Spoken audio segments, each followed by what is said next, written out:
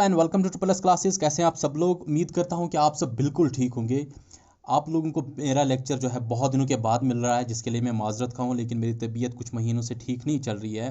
Doctors ने recommend किया था कि मुझे इलेक्ट्रॉनिक गैजेट्स से थोड़ा सा दूर रहना चाहिए, जिसकी वजह से आपके लेक्चर्स नहीं मिल रहे थे कुछ दिनों से।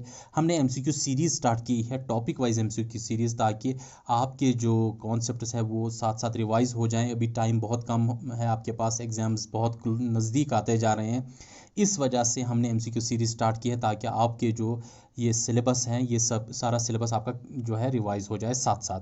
अभी स्टूडेंट्स भी बहुत ज़्यादा लेटर मस्त हो गए हैं, लेकिन मैं आप लोगों को बता दूं कि इस स्टेज पे, इस पॉइंट पे अगर आप थोड़ा सा भी डिले पड़ गए, थोड़ा सा अगर आप लेटर मस्त हो गए, तो ये आप लोगों को बहुत महंगा पड़ेगा। ठीक है, अभी तक जो हुआ सो हुआ। अभी का आपका सिलेबस कंप्लीट है, लेकिन अभी आपने जो है ज़्यादा से ज़्यादा रिवाइज करना है चीज़ों को। ठीक है, और कॉन्सेप्ट उसको बिल्कुल कंक्रीट बनाना है। अच्छा, आज से आपको मेरा एमसीक्यू सीरीज़ भी मिलेगा, जहाँ पे हम स्टैटिस्टिक्स की भी topic wise MCQ series start करेंगे, और कंप्यूटर्स का भी हम जो है topic wise MCQ series start करेंगे। स्टैटिस्टिक्स में आप लोगों को पता है कि हमने स्टैटिस्टिक्स बहुत पहले स्टार्ट किया था, और बहुत महीने हो गए जब से हमने सिलेबस इसका कंप्लीट किया है। लेकिन अगर अभी आप आज के टाइम में देखें, हमारे जो एमसीक्यू सीरीज एमसीक्यू के लेक्चर्स हैं, सॉरी स्टैटिस्टिक्स के लेक्चर्स हैं, वो 1,30,000 प्लस व्यूज़ हैं अभी उसके। इससे आपको पता चलता है कि कितने स्टूडेंट्स जो है हमारे स्टैटिस्टिक्स को अभी फॉलो कर रहे हैं।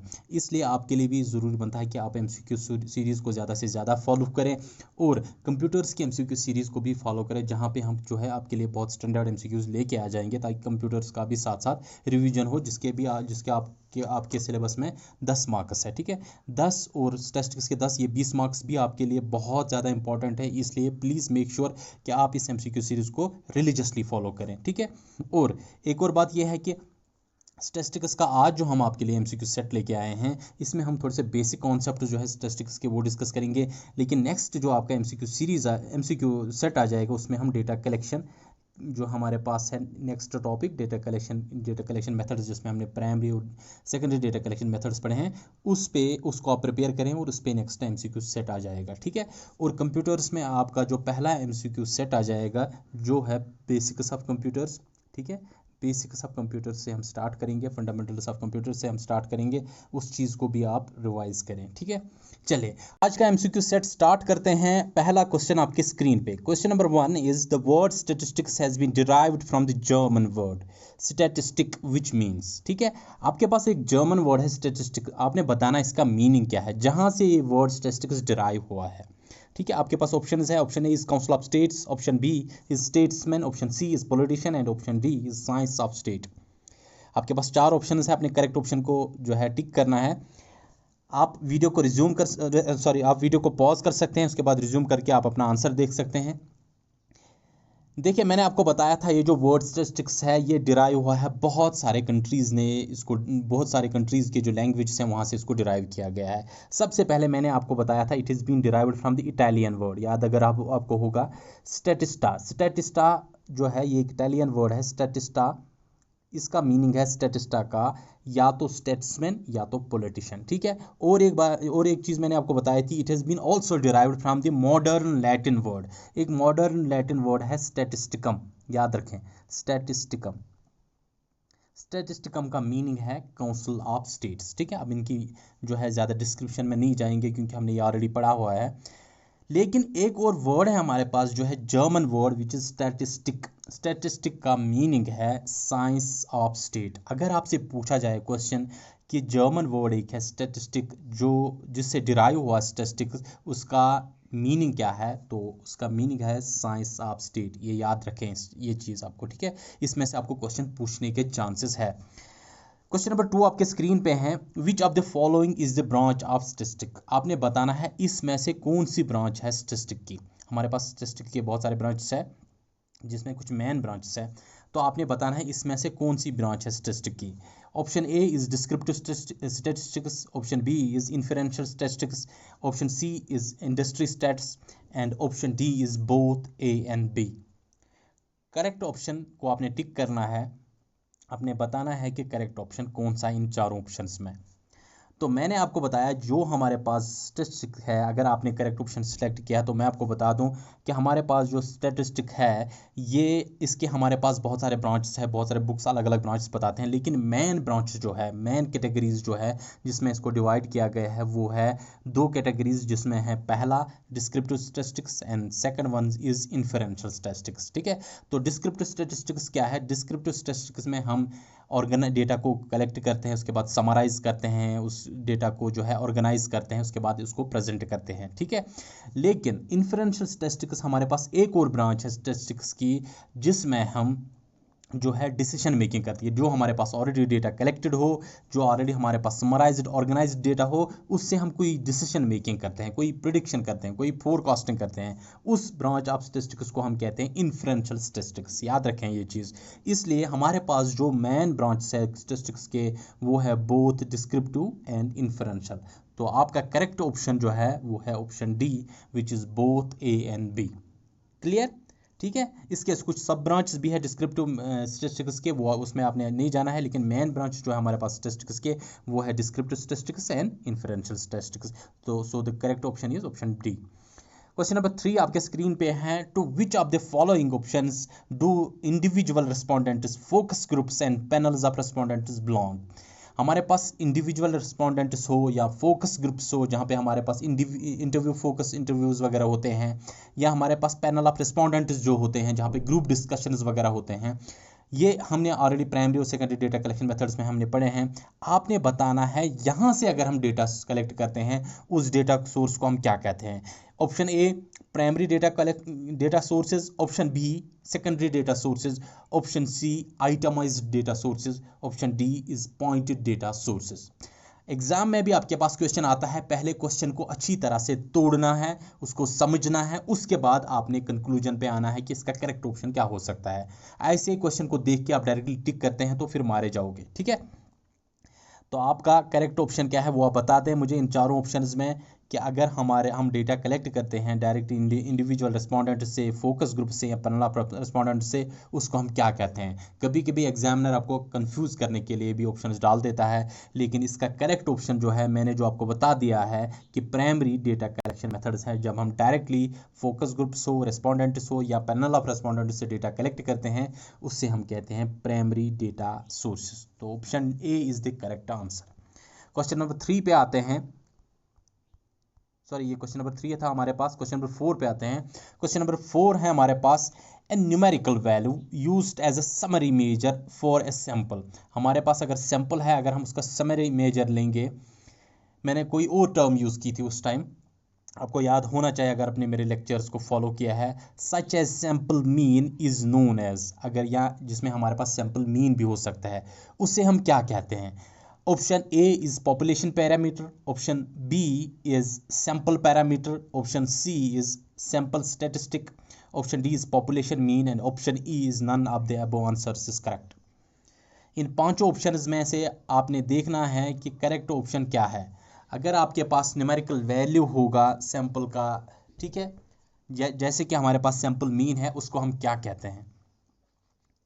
ठीक है, आपने अपना आंसर सेलेक्ट किया है, तो हमारे पास मैंने आपको जो बताया था ट्रिक, मैंने आपको बताया था जो ही सैंपल की बात होती होगी तो आपने याद रखना होगा एस फॉर सैंपल और एस फॉर स्टैटिस्टिक। याद है आपको? तो उसको हम अगर सैंपल का न्यूमेरिकल मेजर लेते हैं उससे हम कहते हैं सैंपल स्टैटिस्टिक। ठीक है, यहाँ पे इसने सैंपल स्टैटिस्टिक्स में वर्ड किया है, हम वरना हम स्टैटिस्टिक ही उसको यूज़ करते हैं, इस वर्ड यूज़ करते हैं इसके लिए। ठीक है, अगर पॉपुलेशन का यहाँ पे जिक्र होता तो तब हमारे पास क्या आंसर था, सैंपल पैरामीटर। ठीक, लेकिन आपके पास सैंपल स्टैटिस्टिक जो है करेक्ट ऑप्शन है, so option C is the correct answer for question number 4। Question number 5 पे आते हैं, the group data is also called as. हमारे पास जो ग्रुप डेटा होता है, जो ऑर्गेनाइज डेटा होता है, उसको कभी कभी हम क्या कहते हैं, याद रखें। Option A is raw data, option B is primary data, option C is secondary data and option D is qualitative data. आपने बताना है कि ग्रुप डेटा जो हमारे पास है उसको कभी कभी हम क्या कहते हैं, दूसरा नाम क्या है उसका, इज ऑल्सो नोन एज। अपना ऑप्शन सेलेक्ट करें। तो मैं आपको बता दूं, जो हमारे पास अनग्रुप डेटा होता है उसको हम कुछ बुक्स, ठीक है सभी बुक्स नहीं लेकिन कुछ बुक्स अनग्रुप डेटा को प्राइमरी डेटा भी कहते हैं, याद रखें, क्योंकि प्राइमरी डेटा में हम खाली डेटा कलेक्ट करते हैं डायरेक्टली, उसमें ये भी हो सकता है कि ऑर्गेनाइज्ड वे में हमारे पास डेटा ना हो। लेकिन सेकेंडरी डेटा जो होता है उसमें बाकायदा तौर पर हम जो है फिल्टर करते हैं डेटा, वही डेटा लेते हैं जो हमें ज़रूरत होती है, इसलिए सेकेंडरी डेटा जो होता है उसको कभी कभी ग्रुप डेटा भी कहते हैं। So the correct option is option C, the group data is also called as secondary data. Question number 6 पे आते हैं। The number of accidents in ST during 2010 is, हमारे पास अगर डेटा होता है एक्सीडेंट्स का 2010 का, तो आपने बताना है ये कौन सा वेरिएबल का को यहाँ पे मेंशन कर रहा है। Is it option A discrete variable, option B it is continuous variable, option see it is qualitative variable, option D it is constant. ठीक है, देखें यहाँ पे नंबर ऑफ एक्सीडेंट्स का जिक्र हो रहा है 2010 में। तो मैंने आपको बताया था कि हमारे पास दो तरह के वेरिएबल्स होते हैं, एक होता है हमारे पास डिस्क्रीट वेरिएबल्स, एक होता है हमारे पास कंटिन्यूअस वेरिएबल्स। ठीक, तो डिस्क्रीट वेरिएबल्स वो होते हैं जहाँ पे हमारे पास कंक्रीट वैल्यूज़ होंगे। जैसे हमारे पास 10 लोग हैं जो काम कर रहे हैं, अगर हमारे पास जो है एक्सीडेंट्स होते हैं 20 एक्सीडेंट्स, ऐसा आपने सुना है कि 20.5 एक्सीडेंट्स हुए हैं या 10.3 एक्सीडेंट्स हुए हैं, अगर ऐसा होता तो हम उसको कंटिन्यूअस वेरिएबल कहते हैं। लेकिन यहाँ पे आपके पास एक कंक्रीट वैल्यू है, जब आपके पास कंक्रीट वैल्यू होंगे 10, 20, 30, ठीक है, जहाँ पे आपके पास कोई कंटिन्यूटी का कोई कॉन्सेप्ट ही नहीं रहता है। जैसे अगर आप हाइट मेजर करते हैं बहुत सारे स्टूडेंट्स की, तो किसी की जो है 5 फीट होगी, ठीक है, किसी की 5.11 होगी, किसी की 5.10 होगी। ठीक है, तो ये आपके पास अलग अलग चीज़ें आती हैं जहाँ पे आपके पास आंसर जो है पॉइंट्स में भी आते हैं, इसको हम कंटिन्यूअस डेटा कहते हैं। लेकिन जहाँ पे आपके पास कंक्रीट वैल्यूज़ आते हैं उससे हम डिस्क्रीट वेरिएबल कहते हैं। तो नंबर ऑफ एक्सीडेंट इन 2010, इसको हम किस वेरिएबल से मेंशन करते हैं, इसको हम डिस्क्रीट वेरिएबल से मेंशन करते हैं, क्योंकि यहाँ पे हमारे पास कंक्रीट वैल्यूज़ होंगे। आप मान लीजिए 2030 एक्सीडेंट्स होंगे तो ये आपके पास कंक्रीट वैल्यू होंगे। ठीक है, यहाँ पे आपके पास 2030.5 नहीं होंगे। ठीक है, अगर ऐसा होता तो यहाँ पे आपके पास ये कंटिन्यूअस वेरिएबल था, लेकिन ये डिस्क्रीट वेरिएबल है। इसको मैंने ऑलरेडी पढ़ाया हुआ, आप लोगों को कन्फ्यूजन की कोई चांसेस ही नहीं बनते हैं यहाँ पे। Question number 7 is in statistics a population consists of, हमारे पास स्टैटिस्टिक्स में पॉपुलेशन किसको माना जाता है। Option A is all people living in the country, सभी लोग जो एक कंट्री में रहते हैं। Option B is all people living in area under study. ठीक है, option C is all subjects और objects whose characteristics are being studied. ठीक, ऑल सब्जेक्ट्स और objects whose characteristics are being studied, and option D is none of the above. आपने बताना है population किसको हम स्टैटिस्टिक्स के लैंग्वेज में हम पॉपुलेशन किसको कहते हैं। क्या हम सभी लोगों को कहते हैं जो एक कंट्री में रहते हैं, क्या हम सभी लोगों को कहते हैं जो एक एरिया ऑफ स्टडी में होंगे, क्या हम सभी सब्जेक्ट्स और ऑब्जेक्ट्स को कहते हैं whose characteristics are being studied, ठीक है, जिनको हम पढ़ रहे हैं, या नन ऑफ द अबव। अपना आंसर सेलेक्ट कीजिएगा। तो मैं आपको बता दूं कि पॉपुलेशन जो हम स्टैटिस्टिक्स में कहते हैं, ना ही हम पूरे पॉपुलेशन को कहते हैं, अगर पूरे पॉपुलेशन को कहते हैं तो वो जियोग्राफिकल टर्म होगी। ठीक है, लेकिन ना ही हम कहते हैं लोगों को। ठीक है, लोग अंडर स्टडी होंगे, खाली लोगों को हम यहाँ पे पॉपुलेशन नहीं कहते हैं, बल्कि हम यहाँ पे पॉपुलेशन कहते हैं सब्जेक्ट्स और ऑब्जेक्ट्स, वो सब्जेक्ट्स और वो ऑब्जेक्ट्स जिनके कैरेक्टरिस्टिक्स हम पढ़ रहे हैं, जिनके कैरेक्टरिस्टिक्स हमें ज़रूरत है अपने रिसर्च के लिए, उन्हीं को हम कहते हैं यहाँ पे पॉपुलेशन। याद रखें, option C is correct answer. तो मोस्ट अप्रोप्रिएट आंसर आपने देना है। आपको कभी कभी लग रहा होगा ये भी है, लेकिन यहाँ पे आपको देखना है, यहाँ पे आपके पास मोस्ट अप्रोप्रिएट आंसर जो है वो है all subjects and objects whose characteristics are being studied, जिनके कैरेक्टरिस्टिक्स आप पढ़ रहे हैं अपने रिसर्च में, उनको को ही हम यहाँ पे पॉपुलेशन कहेंगे। ठीक है, क्वेश्चन नंबर 8 पे आते हैं हम।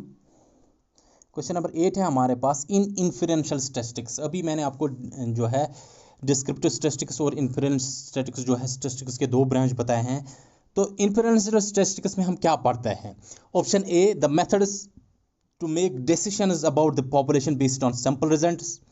Option B is how to make decisions about mean, median and और मोड।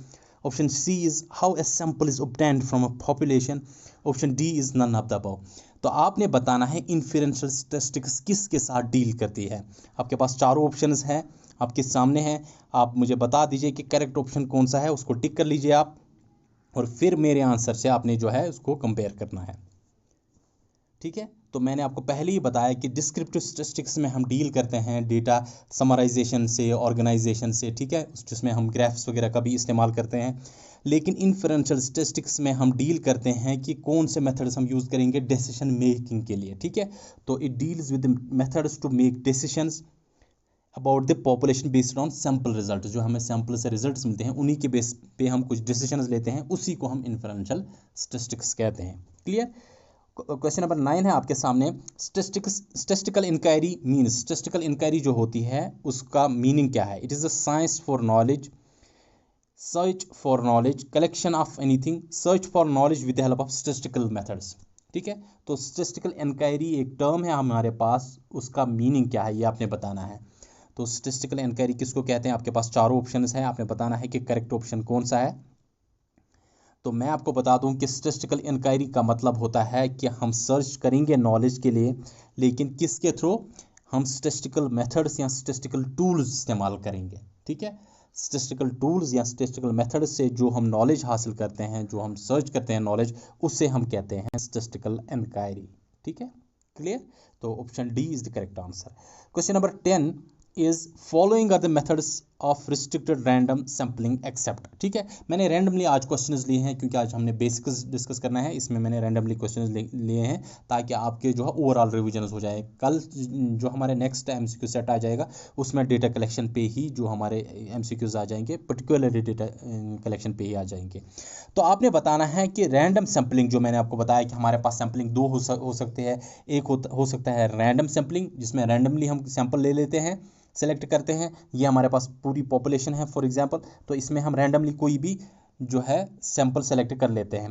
लेकिन दूसरा होता है हमारे पास जो अनरैंडम होंगे, ठीक है। अनरैंडम भी हम इसको कह सकते हैं, या हम उसको कह सकते हैं जिसको हम बायास्ड भी कह सकते हैं हम, ठीक है। बायास्ड सैम्पलिंग भी कह सकते हैं, जिसमें हम बायासिंग करते हैं।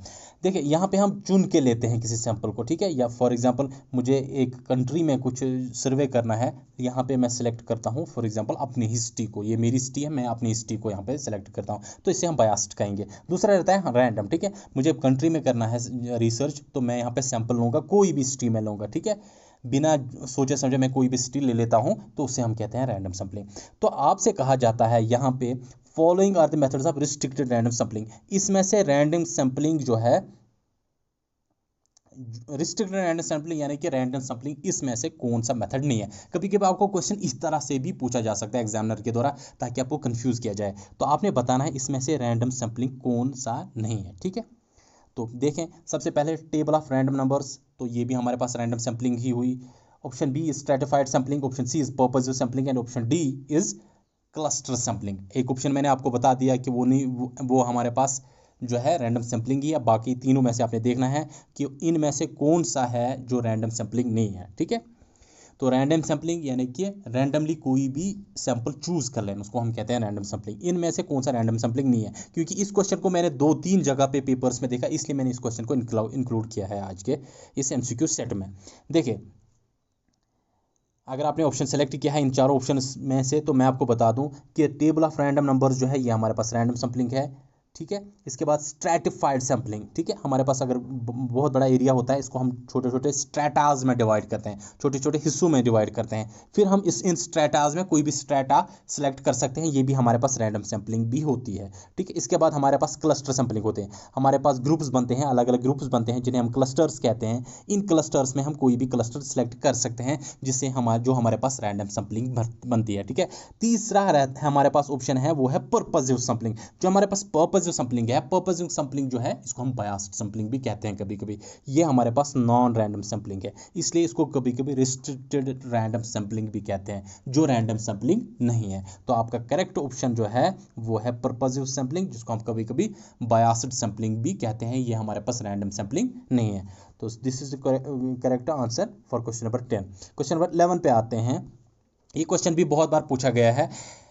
In dash dash information is recorded by the informants themselves, whereas in dash dash information as supplied by the informants is recorded by the enumerators. सबसे पहले कंफ्यूजन ये स्टूडेंट्स में है कि सर रेस्पोंडेंट क्या है और इन्फॉर्मेंट क्या है। ठीक है, ये तीनों चीज़ें मैंने आपको बता दी है। अगर आपको याद होगा मैंने पहले ये चीज़ क्लियर की थी ताकि इनमें कन्फ्यूजन ना हो जाए। और एक टर्म है हमारे पास इन्यूमरेटर। इन्यूमरेटर, ठीक है। रेस्पोंडेंट वो होता है जिससे हम जो है इंफॉर्मेशन कलेक्ट करते हैं, ठीक है, इंफॉर्मेशन कलेक्ट करते हैं। रेस्पोंडेंट को ही कभी कभी हम इंफॉर्मेंट भी कहते हैं, याद रखें, रेस्पोंडेंट को ही हम कभी कभी इंफॉर्मेंट कहते हैं, ठीक। और एक चीज़ जो हमारे पास है वो है इन्यूमरेटर। कभी कभी जो रिसर्चर है वो खुद डेटा कलेक्ट करने नहीं जा सकता है, इस वजह से वो किसी और को हायर करता है जिससे हम इन्यूमरेटर कहते हैं। याद समझ आए आपको ये चीज़? इन्यूमरेटर उसको कहते हैं जिसको हायर किया है रिसर्चर ने ताकि उसकी बिना पे वो डेटा कलेक्ट करे, ठीक। अच्छा, अब देख लीजिए आपके पास क्वेश्चन क्या है। ये कहता है कि इन्फॉर्मेशन जो रिकॉर्ड होता है इन्फॉर्मेंट्स में, जो इन्फॉर्मेंट से जो खुद ही इन्फॉर्मेंट इन्फॉर्मेशन देते हैं उसमें किसी और शख्स की ज़रूरत नहीं होती है, उसके हम क्या कहते हैं। या हमारे पास और एक इन्फॉर्मेशन होती है जहाँ पे हमारे पास इन्यूमरेटर्स की ज़रूरत होती है, उससे हम क्या कहते हैं। तो जहाँ पे इन्यूमरेटर्स की ज़रूरत नहीं होती है उससे हम क्वेश्चनर कहते हैं। और जहाँ और उसको कौन फिल करता है? खुद ही, उसको इन्फॉर्मेंट ही फिल करता है, ठीक है, यानी कि रेस्पोंडेंट ही फिल करता है। लेकिन दूसरा रहता है हमारे पास जहाँ पे इन्यूमरेटर साथ रहते हैं, उससे हम कहते हैं स्केड्यूल। तो आपका करेक्ट ऑप्शन जो है इसमें से वो है क्वेश्चनेयर एंड स्केड्यूल। अगर आपने ये ऑप्शन सेलेक्ट सही किया था तो आपका ये क्वेश्चन ठीक है। क्वेश्चन नंबर 11 था ये। क्वेश्चन नंबर 12 पे आते हैं। One of the drawbacks of direct personal investigation कहेंगे आप, या डायरेक्ट पर्सनल इंटरव्यू मेथड, इसका एक ज़बरदस्त ड्रॉबैक है, वो क्या है, ठीक है। Question number 12, option A is difficult to get original data, option B is lack of reliability, option C is very costly and time taking process, and option D is questions might be misinterpreted, ठीक है। तो आपने बताना है इसमें से कौन सा ड्रॉबैक है, कौन सी लिमिटेशन है डायरेक्ट पर्सनल इन्वेस्टिगेशन या डायरेक्ट पर्सनल इंटरव्यू की। मैंने आपको लिमिटेशंस भी बताई है, मैंने आपको एडवांटेजेस भी बताई है, क्योंकि इनमें से क्वेश्चन कहीं से भी पूछा जा सकता है। मैंने कोई गुंजाइश नहीं छोड़ी, इसलिए आपने मुझे इसका आंसर देना है इन चारों ऑप्शन में कौन सा करेक्ट आंसर है। अगर आपने टिक किया है तो मैं आपको बता दूं, difficult to get original data, ये हमारे पास कोई जो है ऑप्शन ही नहीं बनता है, क्योंकि ओरिजिनल डेटा दे सकता है पर्सनल इंटरव्यू में भी और नॉन पर्सनल इंटरव्यू में भी। दूसरा, लैक्स रिलायबिलिटी, इस पे हम भरोसा नहीं कर सकते, नहीं, गलत बात है। यहाँ पे हमारे पास जो पर्सनल इंटरव्यू होता है इसमें ज़्यादा रिलायबिलिटी के चांस है, क्योंकि हम फेस भी पढ़ सकते हैं उसका साथ साथ। यहाँ पे मैंने इसको हम बताया था कि यहाँ पे ऑब्जर्वेशन भी साथ साथ होती है और डेटा कलेक्शन भी साथ साथ होती है। आप उसके फेशियल एक्सप्रेशन को ऑब्जर्व कर सकते हैं जब वो आपको आंसर दे रहा है, तो ये मोर रिलायबल हो गया। It is very costly and time taking process.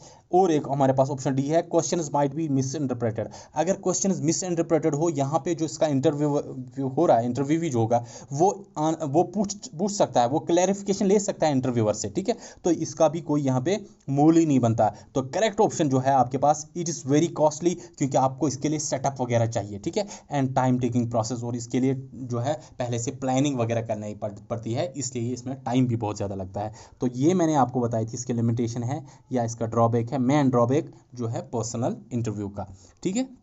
इसीलिए अगर हमारे पास लार्ज पॉपुलेशन होगी उसमें हम इसको प्रेफर नहीं करते हैं, क्योंकि ये बहुत ज़्यादा कॉस्टली है और टाइम टेकिंग प्रोसेस भी है, ठीक है। तो so correct option is the main drawback of personal investigation method is it is very costly and time taking process. और क्वेश्चन नंबर 13 पे आते हैं। The census act in India was passed in the year, किस साल में census act पास किया गया India के द्वारा, जिसको in which Jammu and Kashmir is also included, कि हमें एक सेंसस करना चाहिए हर 10 साल के बाद, जहाँ पे हम पॉपुलेशन का जो है मुहासरा कर सके कितने पॉपुलेशन है हमारे पास। तो ये एक्ट कब पास हुआ पार्लियामेंट ऑफ इंडिया में, तो वो साल कौन सा था? Option A is 1949, option B is 1950, option C is 1951, option D is 1948। So the correct option आपने बताना है मुझे इन चारों में से। अगर आपने चारों ऑप्शन में से एक ऑप्शन करेक्ट सही चुना है तो आपको मैं बता दूं, तो इसका करेक्ट आंसर जो है वो है ऑप्शन डी, विच इज़ 1948। सितंबर 1948 में ये एक्ट पास हुआ पार्लियामेंट में, ठीक है, जिसमें हम सेंसस जो है कंडक्ट करते हैं इंडिया में हर 10 साल के बाद। ठीक है, तो ये थे आज के एमसीक्यूज, आज का एमसीक्यू सेट, जिसमें हमने थोड़ा सा ओवरव्यू दिया मैंने आपको स्टैटिस्टिक्स का, किस तरह से हम एमसीक्यू सीरीज स्टार्ट करने जा रहे हैं।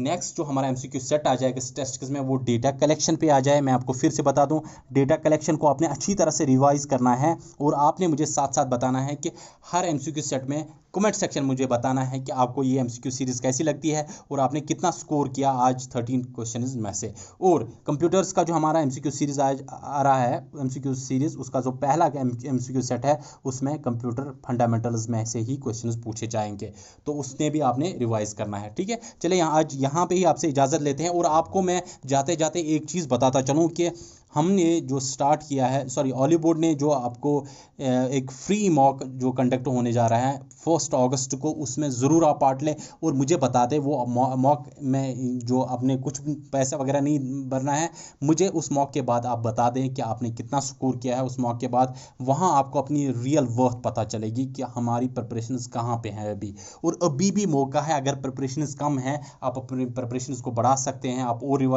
रिविजन्स वगैरह कर सकते हैं, और वो मॉक को आप बिल्कुल मिस ना करें। याद रखें ये डेट अपने कैलेंडर में बुक करके रखें, 1 अगस्त को mock, free mock olive board ले रहा है, जहां पे आपने मॉक में अपीयर होना है और आपने मुझे बताना है, उसमें उसके लिए कोई पैसा नहीं देना है। ठीक है, तो आपने मुझे बताना है आपने उसमें कितना स्कोर किया और आपने कहाँ कहाँ पे जो है आपको वीकनेस लग रहे हैं जिनको आपने क्लियर करना है। ठीक है, चलिए इजाज़त लेता हूँ आज के लेक्चर में, यही आपसे और दुआ, आप लोगों से गुजारिश है, आप मेरे लिए भी दुआ करें ताकि मेरी तबीयत जल्द से जल्द ठीक हो जाए और मैं आपके सामने और एमसीक्यू सीरीज़ जो है लेके आ जाऊँ। जैसे वाले स्टूडेंट्स याद रखें कि आपके लेक्चर्स भी आ जाएंगे साथ साथ इन्हीं एमसीक्यू सीरीज़ के दौरान। चलिए इजाज़त लेता हूँ आपसे, अपना ख्याल रखें, अपने पेरेंट्स का ख्याल रखें, बाय।